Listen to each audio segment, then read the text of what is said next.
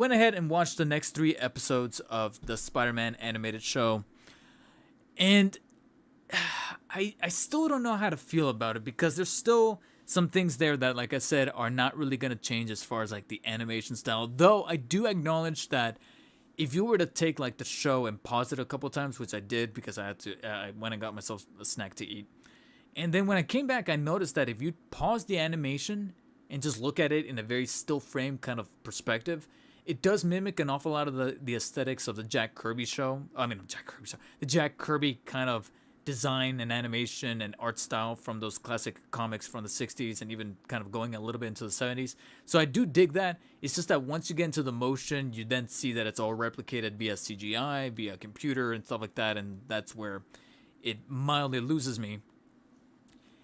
Speaking of what could lose me is still a little bit of the very sterile dialogue. When characters kind of talk to each other, it always feels like everybody was recorded separately in like different, not only different booths but different days. Like they didn't really talk to each other. And I can still say that it doesn't feel terrible. And out of all of them, the standouts are still, like I said in the prior review, Coleman Domingo, who has a bigger part to play now as Norman Osborn, and I really enjoy. And even Hunter Thames, it kind of mimicking a little bit of that Tom Holland-esque kind of aesthetic to his voice. But the rest of the characters, like I said, they do a fine enough job, but it just still feels like, again, HR's in the room, and that's how the characters kind of talk to one another. And for a little while, it didn't really feel like, starting with that 3rd episode, I was like, okay, Osborn knows, as you can, and that was in the trailer. But as things kind of evolved, I was like, okay, there's still not a whole lot of drama. There's still not a whole lot of conflict. Where exactly is any of this stuff kind of going? But as we got into the end of episode 3, beginnings of episode 4, lo and behold, we did start to get a little bit of conflict. The humor's still not landing for me personally. So I can't bring myself to label it as terrible. But again, it still feels very like HR, like,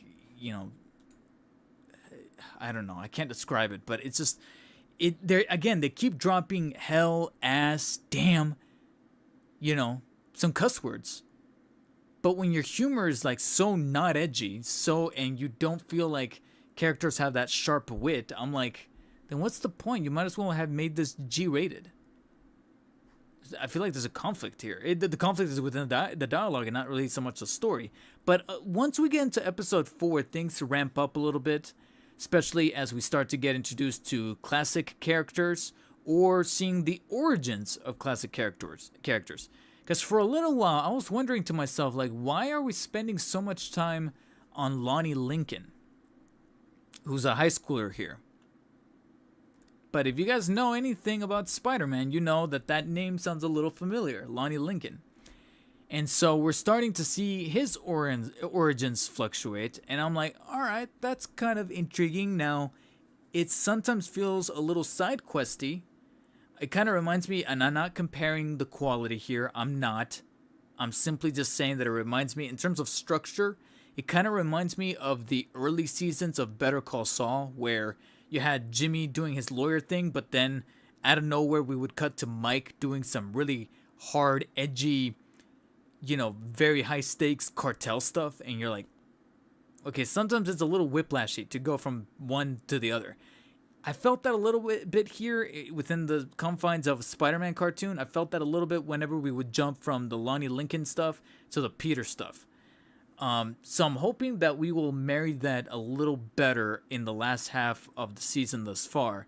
But I can at least say that we're starting to get some ideas fluctuating and starting to see them get a little bit more fulfilled with the inclusion of Lonnie Lincoln's origin, Peter trying out different suits, granted most of which were for comedic value, although one managed to sneak in the goddamn balloon from Spider-Man 2, the video game.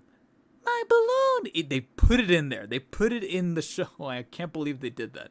Along with another classic memed line from the first Spider-Man Tobey Maguire movie. We had like these Russian people breaking out of prison, and it's starting to feel a little, I guess this also brought up another little concern that I have that I'm hoping gets remedied a little finer in the last half of the season, which is that we are dealing with quite a bit of villain of the week syndrome, especially when some of these characters don't really have names that stand out to me. So right now, that's taking a little bit of a hit, but at least what's kind of keeping the anchor flowing is, again, the stuff that's happening with Lonnie and Spider-Man's backstory, finding this weird amalgamation that's taking a little bit of the comics, but also taking a little bit of the MCU, especially since they're taking something very integral from the MCU at the point of where MCU was peak, but at the same time, on the flip side of that coin,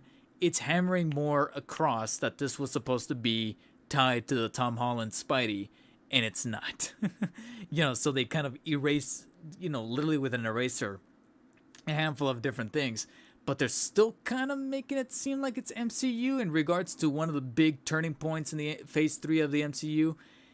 But here it's like, oh, what if Spidey had nothing to do with that, and Norman Osborn had a hand in that? I am intrigued to see if Norman's going to do something about that MCU connection. Even though this is still technically, like I said, a different dimension or a different Elseworld kind of situation, and how that's going to unfold.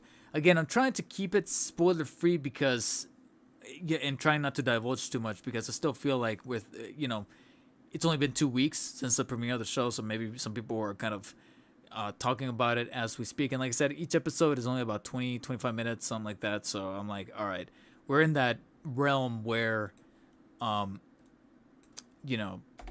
people can catch up pretty quickly.